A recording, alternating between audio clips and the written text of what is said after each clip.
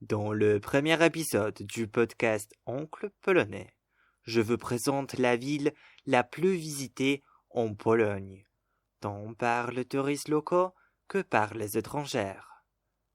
Selon le site TripAdvisor et les études de Post Office Travel Money, la capitale de la région de Petite-Pologne, Małopolska, a occupé en 2023 la 3e place de meilleure ville européenne pour un city break.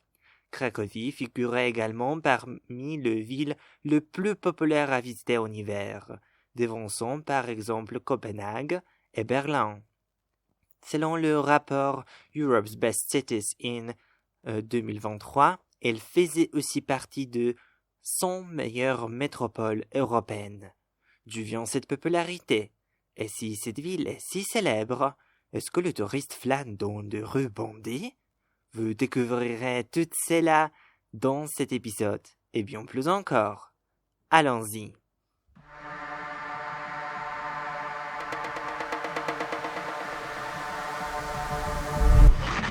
Bonjour à toutes et à tous.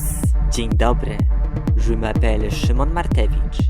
Dans ce podcast, je vous amène sur les routes pour traverser la République polonaise, de la mer jusqu'aux montagnes. Découvre la Pologne avec moi sur Spotify, YouTube et sur Instagram, votre oncle polonais.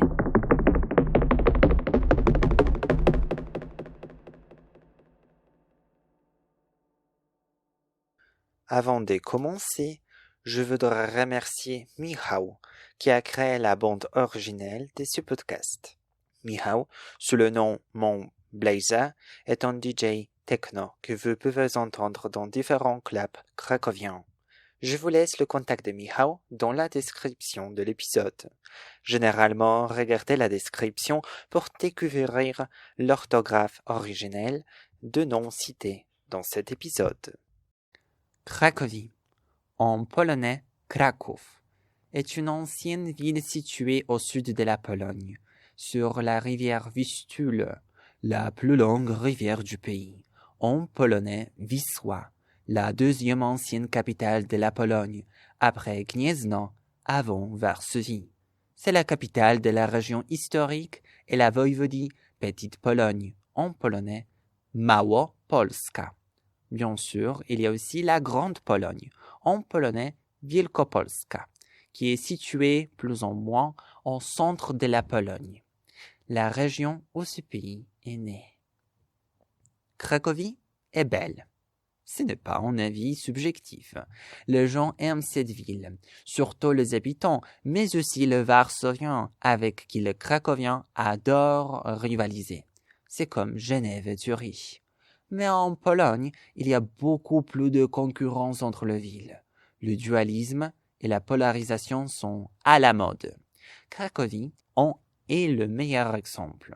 C'est une ville académique avec la 2e plus ancienne université en Europe centrale, l'université Jagiellonne, Uniwersytet Jagielloński, fondée en 1364 par le roi Casimir III le Grand de la maison Piast, sous le nom d'Académie de Cracovie. Il y a aussi d'autres académies très importantes, comme l'université AGH de sciences et technologies, université économique, université de sport et université Ken, où je terminais ma diplôme de licence de design.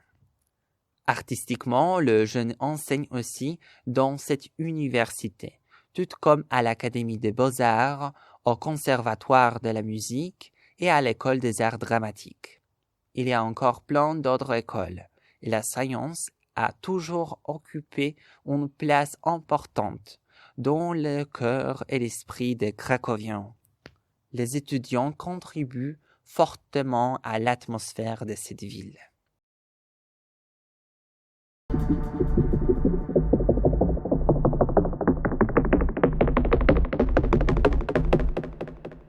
Comme je l'ai déjà dit, Cracovie est une ville ancienne, avec une belle vieille ville au plan urbanistique régulière, à l'exception d'une rue un peu tordue, la rue Grodzka, qui relie le château de Wawel à la place principale Rynek, l'une des plus grandes places d'Europe.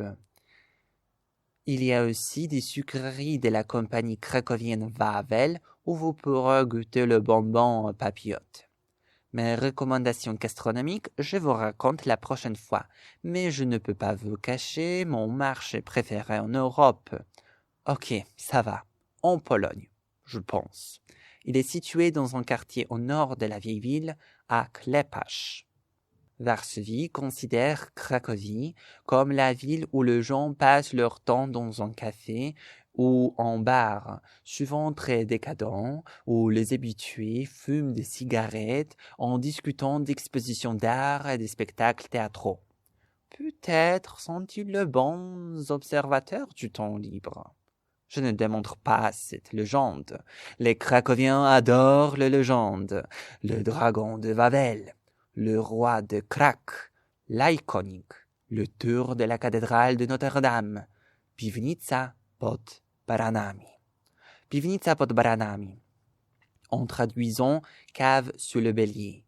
Tout au long de l'époque soviétique en Pologne, c'était le centre de la culture originelle.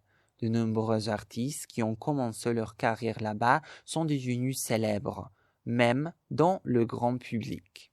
Le jazz polonais s'est développé exactement là. Aujourd'hui, plein de lieux où vous pouvez passer sont Krakow Maxim, comme Anthony Bourdain à Paris, sur le quartier Kazimierz, le quartier juif. Cracovie est une ville exceptionnelle que vous pouvez visiter à chaque saison de l'année.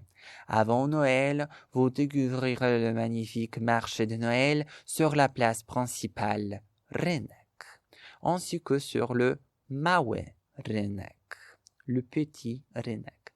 Rynek est situé dans chaque ancienne ville en Pologne.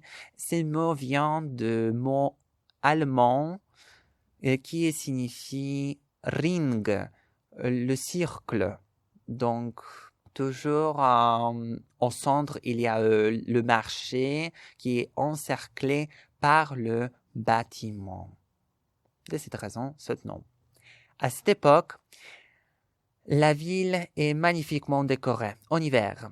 Pendant le carnaval, il y a le marché des dragons. Au fond du carnaval, les sucreries cracoviennes battent pour le titre de meilleur beignet. Si vous ne connaissez pas encore le beignet polonais, vous ne connaissez pas le véritable plaisir. En mai, il y a le fête académique de Juvenalia, où les étudiants célèbrent les meilleures années de leur vie lors de concerts. Depuis 2 années, Juvenalia Krakowskie sont très bien communiqués par le poster qui sont très très jolis. Je vous recommande visiter le page d'internet de Juvenalia Krakowskie et voir ces communications visuelles. En juin, il y a le Festival de la culture juive à Kazimierz. En été, la ville est un peu moins peuplée. Beaucoup d'étudiants et d'habitants quittent la ville, mais vous pourrez profiter de l'ambiance estivale dans un climat de jazz et pendant le festival de musique plus commerciaux. L'été se termine par une marche de Tekel. L'automne est magnifique dans le parc planté qui entoure la vieille ville, mais aussi dans le forêt Wolski, où se trouve au sommet du Kopiec-Kościuszki, les collines spécialement érigées en l'honneur de Tadeusz Kościuszko, l'héros polonais et américain. Au centre de cette forêt, il y a un jardin zoologique. À l'autre extrémité, le Kopiec Piłsudskiego, la colline érigée en l'honneur de Józef Piłsudski, l'homme d'État et militaire entre les 2 guerres mondiales.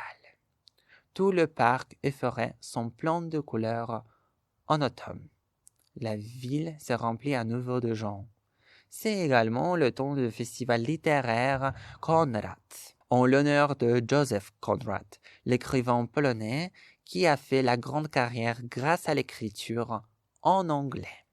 Je n'ai pas dit beaucoup à propos d'autres quartier qui est à l'autre côté de Cracovie, c'est Nowa Huta, qui était construit après la Seconde Guerre mondiale dans un style qui est nommé le surréalisme. Très beau et visité aussi par le président français Charles de Gaulle. C'est déjà la fin. Mon concept pour réaliser ce podcast est d'enregistrer des épisodes courts mais fréquents. Donc on se retrouve bientôt et je vous raconterai encore plus de choses sur Cracovie et généralement autrement Pologne. Votre oncle polonais, Szymon Martewicz.